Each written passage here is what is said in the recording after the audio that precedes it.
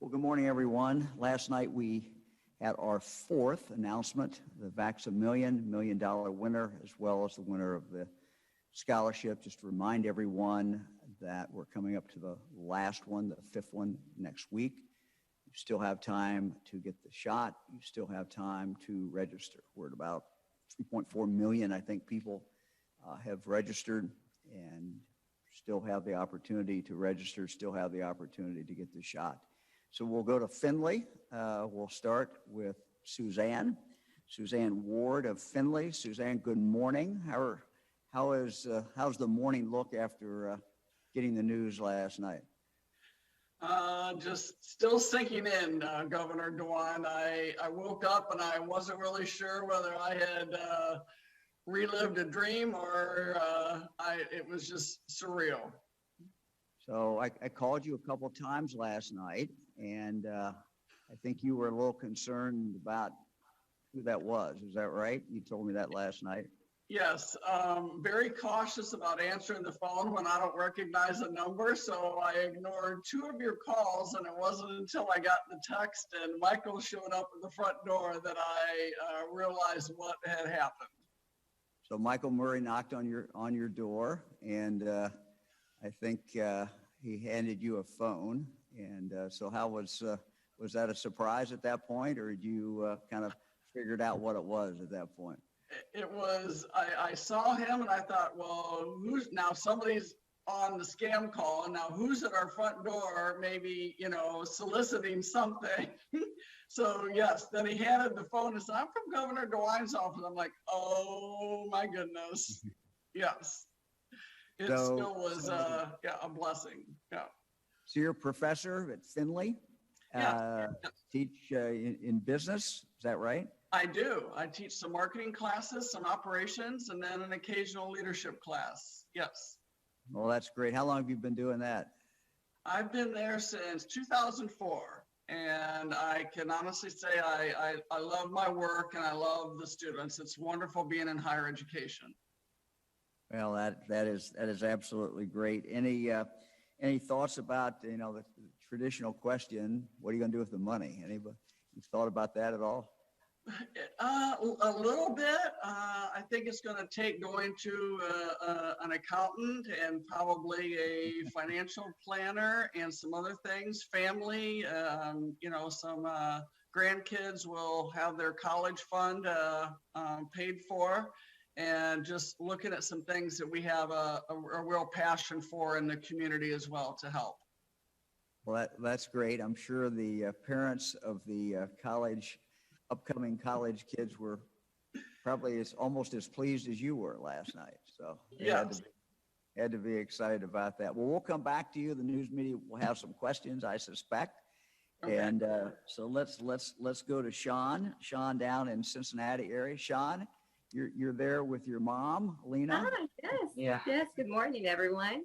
Good morning. Sean, you just graduated from high school, is that right?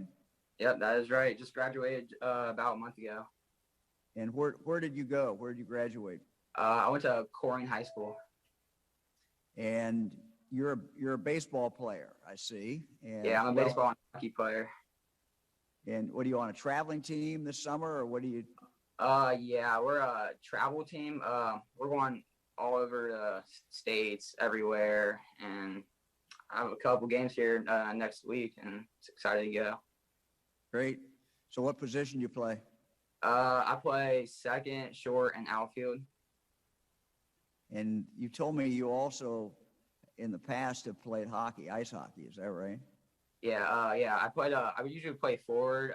I've been playing hockey like my whole life, and I just love hockey now. Well, how'd you get into hockey? My dad just he signed me up when I was like 5. He was watching like the USA Olympics or something like that, and then he just put me on the ice, and we just went from there, and I got better and better. And here I am. Well, that's great.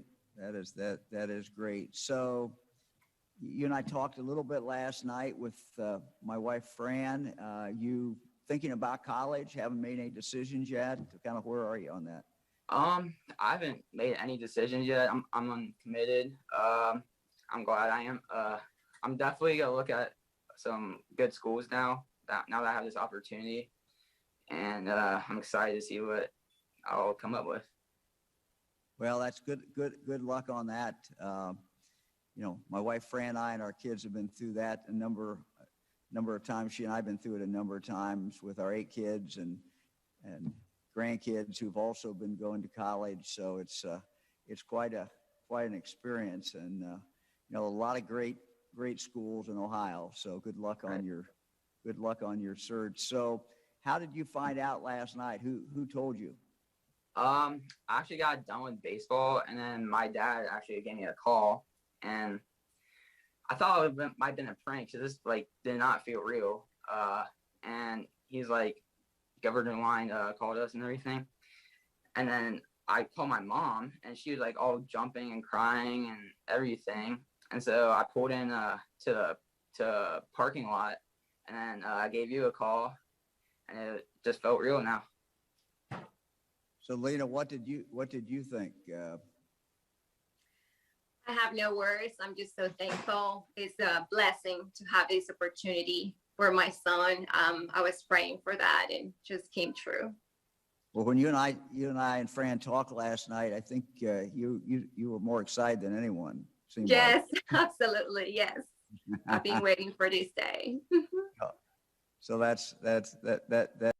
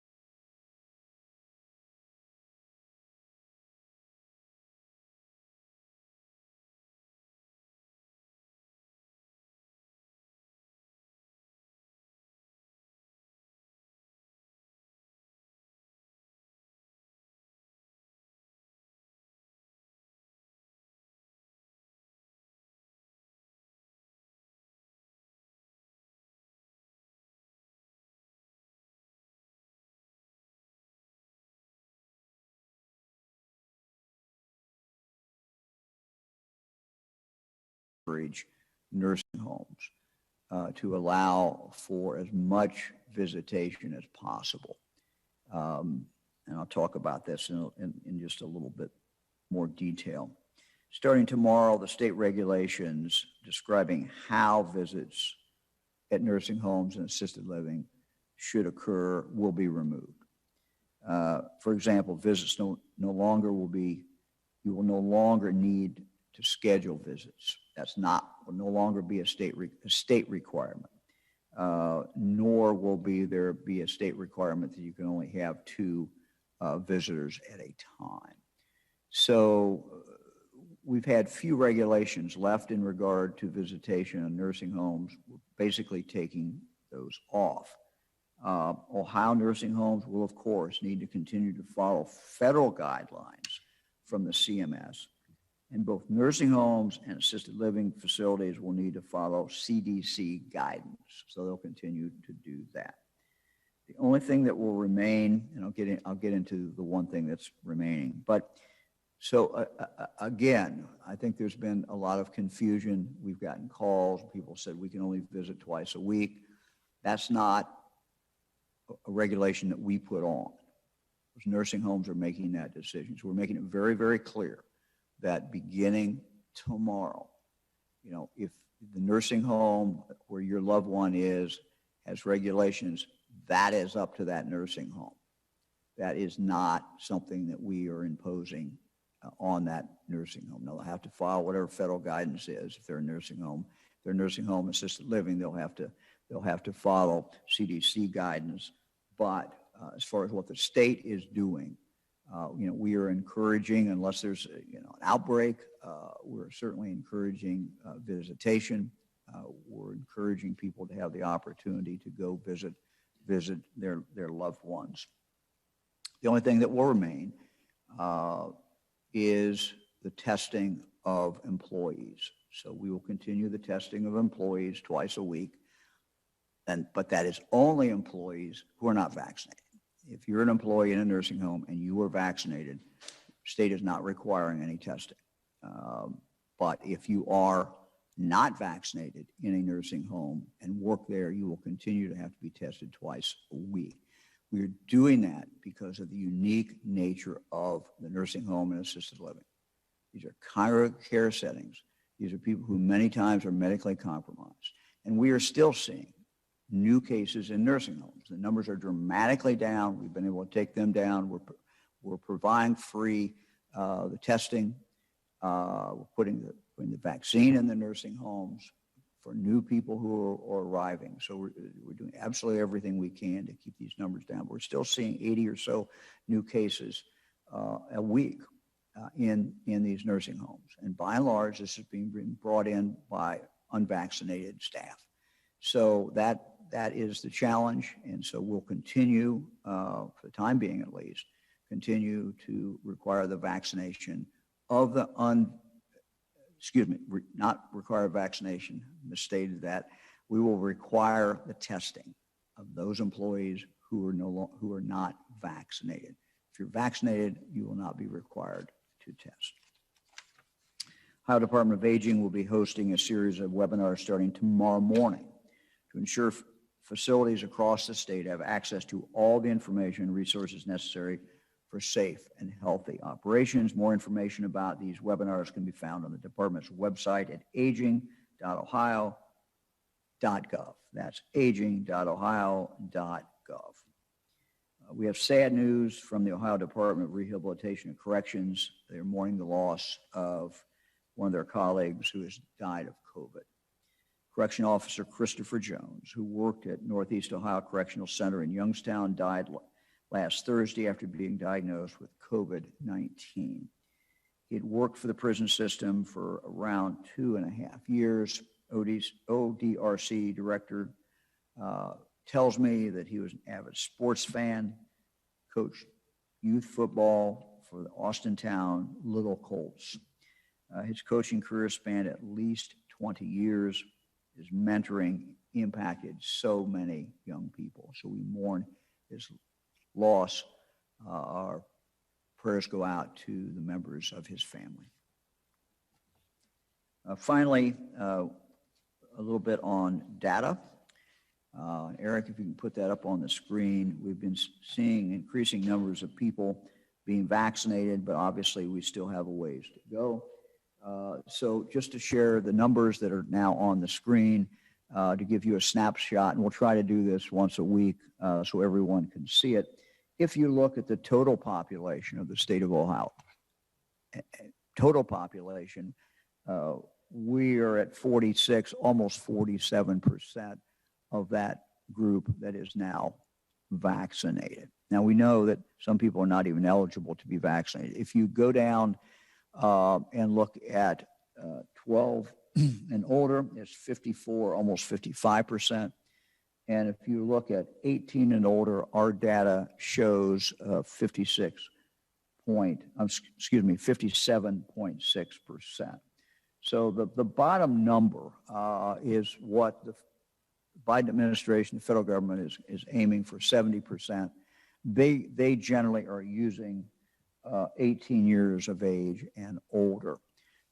So our figures would show we're at 57.61% of that age group. We also think, though, it's relevant, 12 and older, what those numbers are, because the information shows that those teenagers can, in fact, spread it. So we think that number is a relevant number as we go forward as well. Our numbers, I think I pointed this out before, our numbers do not include someone who spent the winter in Florida and got vaccinated in Florida, or was in Arizona in the winter and got vaccinated, and they're an Ohio resident. They're back here now. We don't include them in that number. So it would be a somewhat higher than that, nor does it include our VA system in Ohio. The VA is, I run into people, every once in a while who tell me they've been vaccinated at the VA. And so the VA has vaccinated a lot of Ohioans. Those numbers are not included in the data that I'm just showing you. So we're ready for questions. Governor, first question this morning is from Andrew Welsh-Huggins at the Associated Press. Morning, Andrew. Hi, Governor. As always, thanks for doing this. We really appreciate it. Governor, what are your thoughts on the House expulsion of Larry Householder yesterday? I know you previously said that he should resign. Was expelling him the appropriate move, and do you believe it was constitutional? Well, I have said before, as you just pointed out, that I thought he should resign. I have also said that this is a matter for a separate branch of government.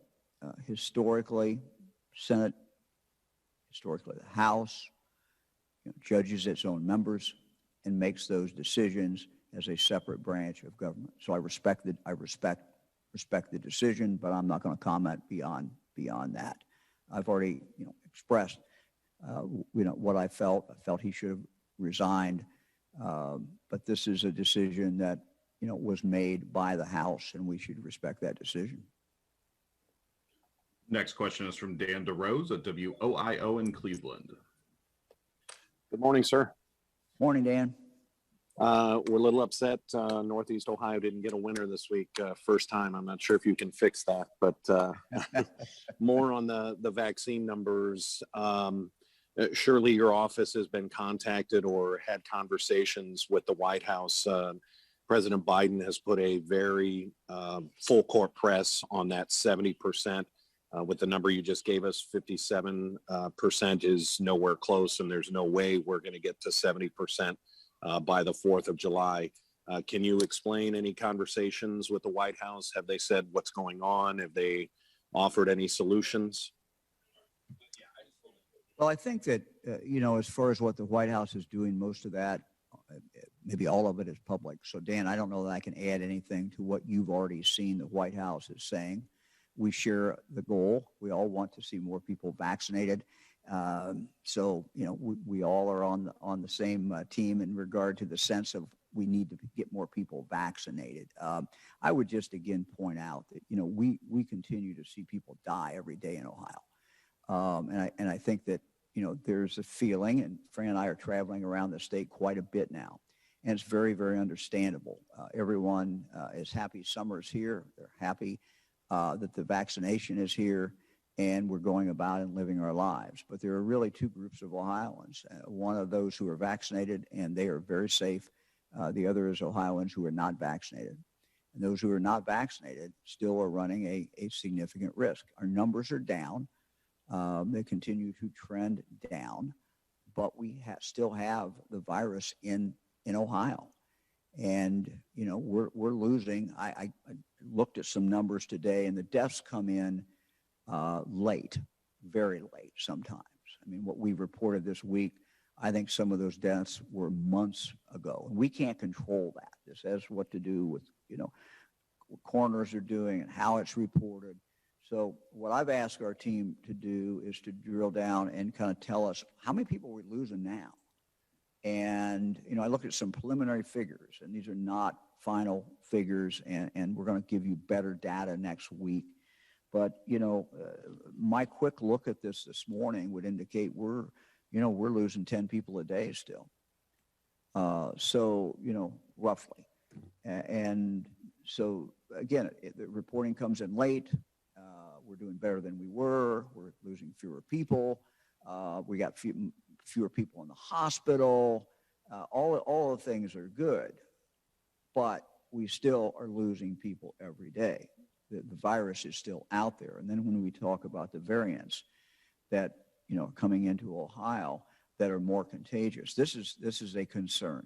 More contagious and dealing with people who are unvaccinated. And if you look at the counties, and we list the counties, everybody can go look at the counties and see what percentage of your county is vaccinated. If your county is down in the low range of vaccination, you know, obviously the odds of it spreading in that county and someone getting it and getting sick are greater than if you're in a county where the vaccination rate is much higher. So those are concerns, you know, that we share.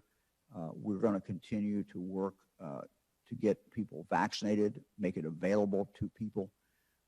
We have, you know, some more. You're going to see another ad come on TV about this in the very, very, very near future.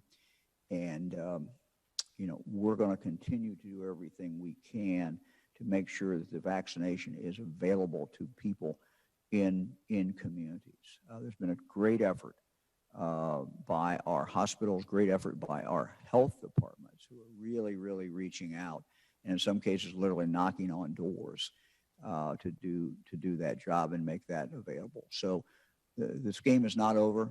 We're still in the game. We still got to play the game. We're ahead of the vaccine now, but we got to drive it to the ground, and the only way we do that is with the vaccine. Next question is from Danny Eldridge at Hannah News Service. Hello, Governor. Hey, Dan. So I just had a question about the state of emergency. What role does Senate Bill 22 play in your decision to remove that? And also, can you talk a little bit more about what this does? Does it affect your ability to, you know, have the National Guard help out or address outbreaks that may happen, et cetera? Yeah, we can follow up, Danny, about everything that does, but I've gone through this with my team on numerous occasions in the last several weeks.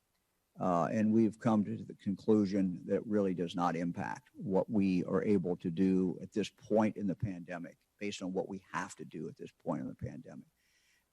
I think sometimes there's a misconception about what state of emergency means in Ohio. It really is very narrow as far as what it does.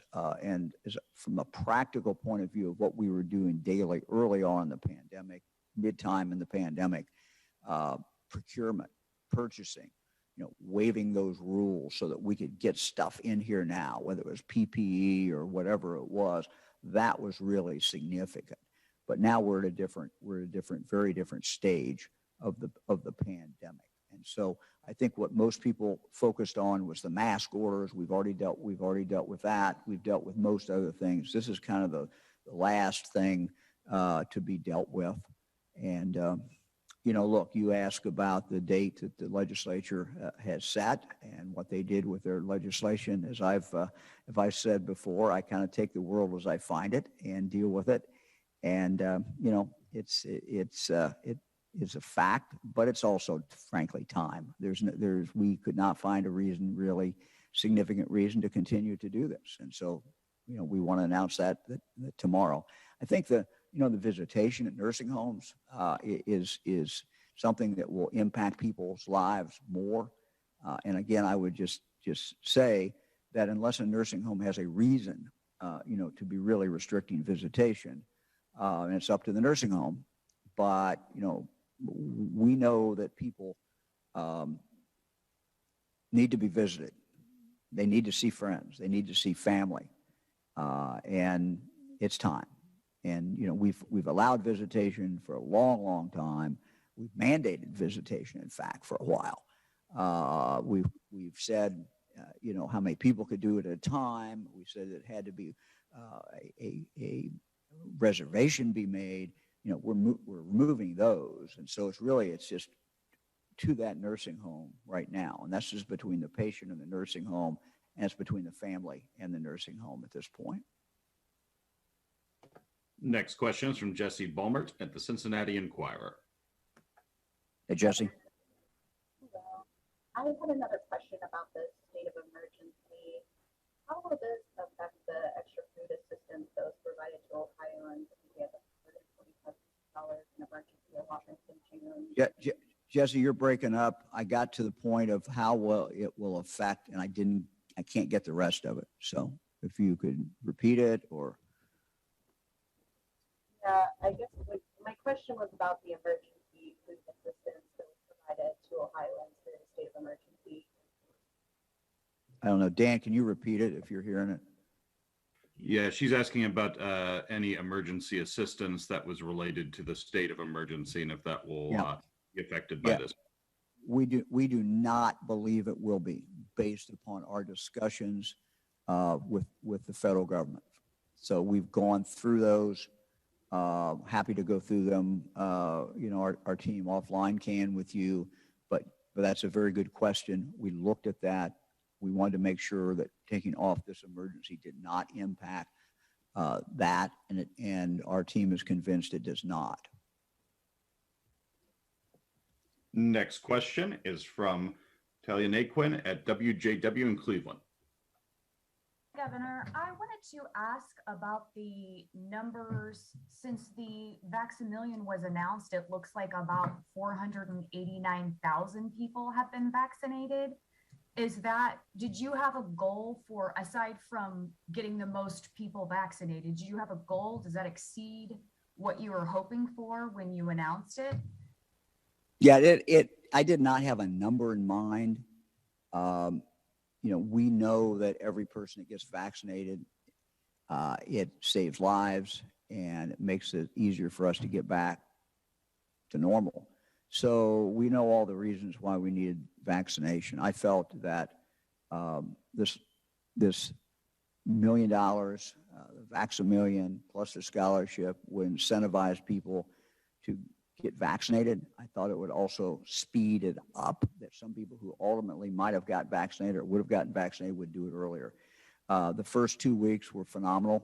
It certainly has leveled off, and but that's pretty much what we would have expected. We would have expected the real impact to come quickly. That first week, big. Second week, big, and then tailed off from there. So we got the real impact the first couple of weeks. Now, look, we'll never know. We're still having people sign up. Even after last night, after publicity about the fourth drawing, we had more people signed up, and that will continue. We encourage people to get vaccinated. They got one more shot, one more opportunity. Get vaccinated. Sign up by midnight Sunday night. So it continues to impact people, we're sure, but it's hard. It's frankly hard to quantify. But yes, I'm happy, very, very happy with the way it's turned out. Next question is from Sarah Arthurs at the Findlay Courier. Yes, thank you. My question is for Suzanne. Hancock County has been lagging to some extent the state average in terms of the percentage of people getting vaccinated. I'm curious why it was important to you to get vaccinated and what conversations you've maybe had with friends in Findlay, Hancock County about the importance of being vaccinated. I did not have any hesitation when my age group came up to get vaccinated. I think it was for the best thing to save lives, to just kind of get our economy back. And I would encourage anybody to get vaccinated in the area. I just think it's a smart thing to do from a health perspective. Let me maybe take this chance also to give Sean and his mom, Lena, an opportunity. Did you guys have any hesitancy about getting vaccinated, and might share anything about that thought process with us? Oh, absolutely. I always knew it was the best for everyone. And I encouraged my son to do it, and just for the safety of our community, everyone. Okay. Thank you. You're welcome. Next question is from Andy Chow at Ohio Public Radio and Television. Andy. Hey, Governor. I wanted to ask you a budget question. It looks like the state might be getting more money in its budget than it originally projected. How do you see that impacting the budget process? What do you want to see? Where do you want to see that money go? Where do you not want to see that money go? Well, I've had private discussions with the Speaker and the Senate President. They can obviously speak for themselves. But your question is to me, and let me just say that, you know, we were very conservative when this pandemic hit, fiscally conservative. We cut back on spending. We froze hiring of new employees. I think it was clearly the right thing to do. I think that we must look at this money as one-time money. When our budget director, Kim Mernix, gave us the numbers, this is additional money, but we believe it's one-time money. This has been a very, very unusual period of time. The federal government has pumped more money into Ohio's economy and every other state's economy than has ever been done before that I'm aware of. I'm not aware of any period of time when the federal government has pumped that much money into the economy in such a short period of time. So that is a one-time occurrence. We are seeing an increase, for example, in revenue on sales tax. People are getting the money, they are going out and spending it. People have not been able to spend it for a while. So this big increase that we're seeing has to be looked at as one-time money. And therefore, we need to be very conservative with it. We need to be very careful with it. We don't have to spend it all. We do not have to spend it all. This has been I don't have to tell anyone who's watching this that this has been a once-in-a-lifetime or once-in-a-100-year upheaval in not just in the economy, but in people's lives. I don't think we know how this story really plays out, particularly from an economic point of view, jobs point of view. There is a concern that I have about inflation. We're pumping a lot of money in. The federal government pumped a lot of money in. And what is this going to do with inflation? What does this do with the cost of goods? What does this do with the cost of delivering services in the future? So when we look at this, quote, extra money, this extra $3 billion, I think we have to be very, very conservative in how we spend it. In fact, not spend a lot of it, and maybe not even spend the lion's share of it. In addition to that, the money that we do spend, I think we need to look at the long-term needs of communities, the long-term needs of providing infrastructure in the state of Ohio. So taking that money and putting it into what will be a cost in the future, cost that we know we're going to have, I think is very, very important. Look at our, we've done a phenomenal job in bringing back our state parks, for example, a place where so many people go to camp, so many people go to stay in cabins. You know, we've done a good job moving it back up, but we still have a ways to go. We still have, we're still behind, and we've got to get caught up. And investing there and in other places, H2 Ohio, for example.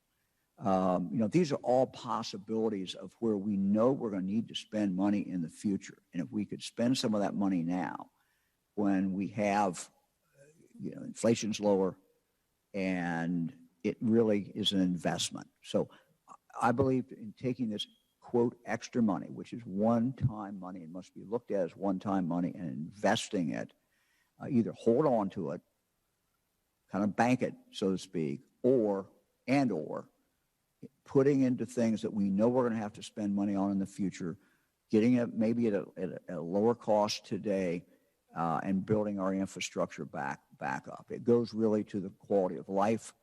It goes to being prudent about how we spend this money. So those are just some ideas, my personal ideas. Don't speak for the legislature. Legislature has to act. This is something we all have to work on together, and we are working on it. But those are just some thoughts about this extra money. It's a good problem to have, but we have to be responsible about it. Next question is from Laura Hancock at cleveland.com. Hey, Laura. Hello, congratulations to the winners. I just had a kind of a question, Suzanne, on your Findlay faculty profile. It says Chris. Is that like a nickname or? And then I was also wondering, Governor, do you know how many nursing home staff percentage-wise are vaccinated, or how many are not? Any kind of numbers like that? And then for both of the winners, I was wondering if you could talk a little bit about if you have had COVID, if you know anybody who got sick with it, anything like that. Thanks. Okay, I'll take it. I'll take the first one. We'll get you good numbers in regard to the percentage of staff that's been vaccinated. I think it is somewhere in the area of 55%, but it really varies. Some nursing homes it's very high. Some nursing homes it's very low. But we'll try to get you the best numbers. I know that the federal government is now requiring reporting, so those numbers should get better. But we'll give you later today, as soon as we can put them together, the best numbers we can that we have available, and we'll make that public for everyone. So maybe we'll start with you, Suzanne, in regard to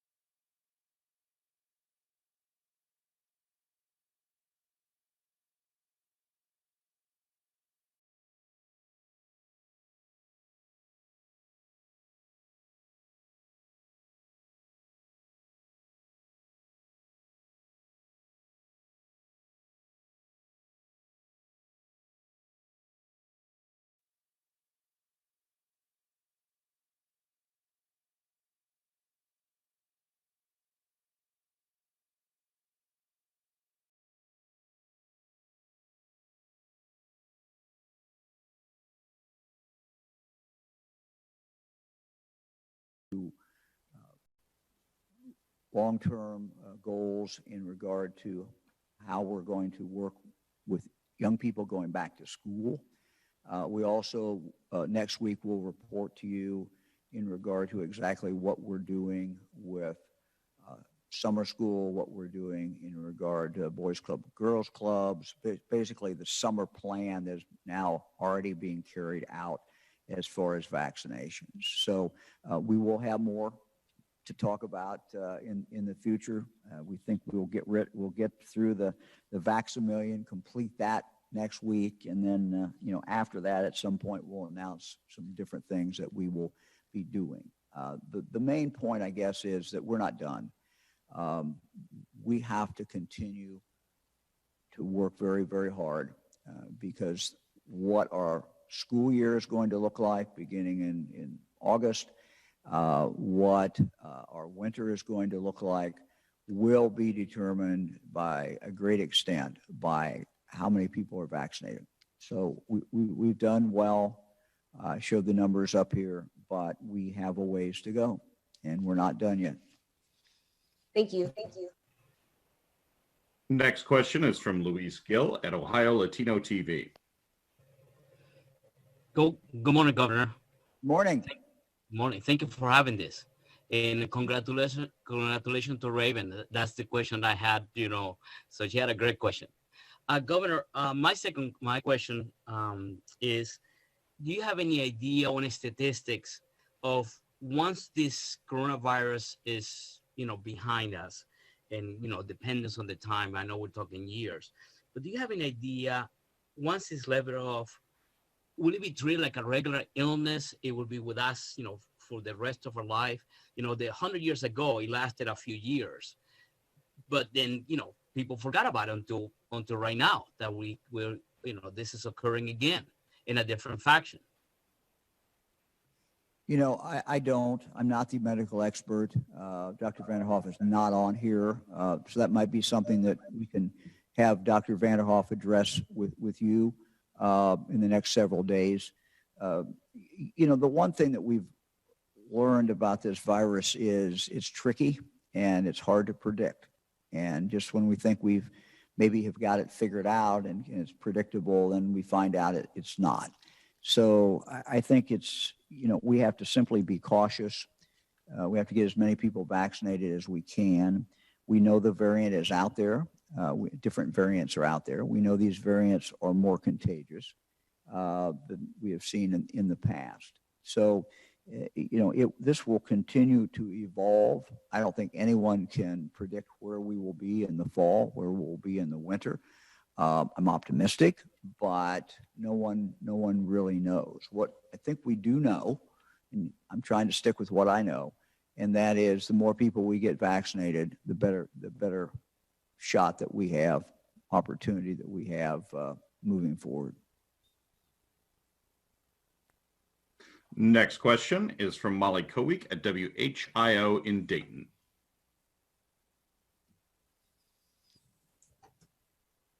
Hi, Governor. We know that throughout this entire pandemic that vaccination rates in minority communities have lagged. What is the state's strategy moving forward to increase those vaccination rates?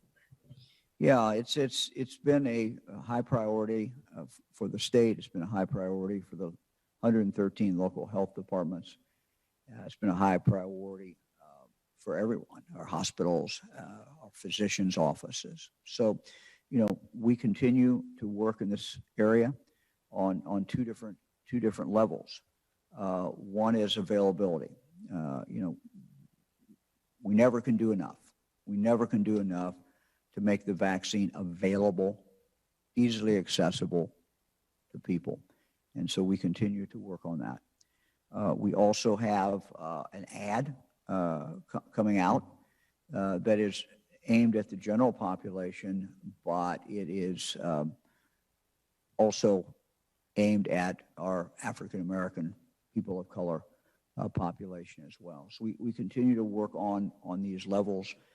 In the future, you're going to see us continue to try to address for everyone concerns that people have and try to answer those from a scientific point of view. So, we have people who are not getting vaccinated. We have to make sure that it's available to them. That is what we have to start with. But we also have to work to address with people who are experts, people who are scientists, people who are experts in medicine about some of the concerns that are expressed out there on the internet. So we will continue to do that.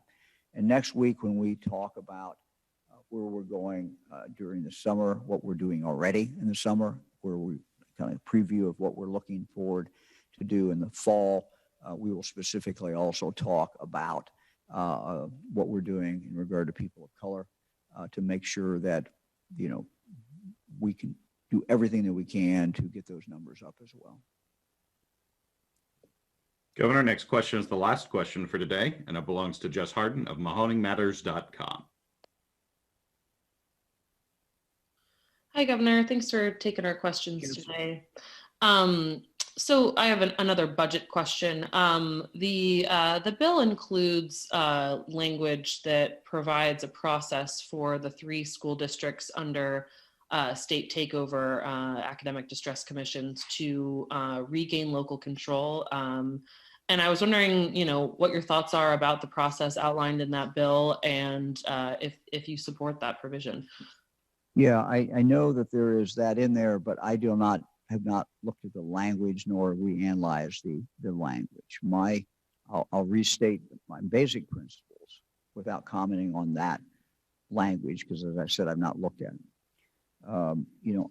I understand the great desire of communities through their elected school board to be able to control their own schools. That's a basic principle in Ohio that's very, very, very ingrained and very important. We also have a principle that we cannot abandon, and I refuse to abandon any children. We need to make sure that the state is doing what it needs to do so that every child has the opportunity to learn and to grow. So I'll look at that. We'll see what the House and Senate end up with when they come out of conference committee. But, I'll be talking about that in the future. So I really can't give you any specific answer at this point, simply because I have not looked at the language. So thank you, everybody. Hope everybody has a good day and a good weekend. Thank you.